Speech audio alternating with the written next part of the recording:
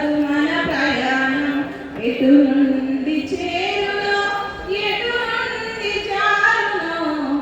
ఎవరెరుగని రాయి ప్రాణం ఎందుకో దీని మీద మమకారం తొమ్మిది తోవలున్న గూడేరా ఈ దేహం గువ్వెగిరిందంటే పాడేదాని అర్థం తొమ్మిది తోవలున్న గూడేరా ఈ దేహం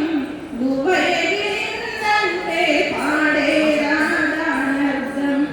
ఎప్పుడు గువ్వ పిల్ల గూడు విడిచిపోవునో ఎప్పుడు గువ్వ పిల్ల గూడు విడిచిపోవునో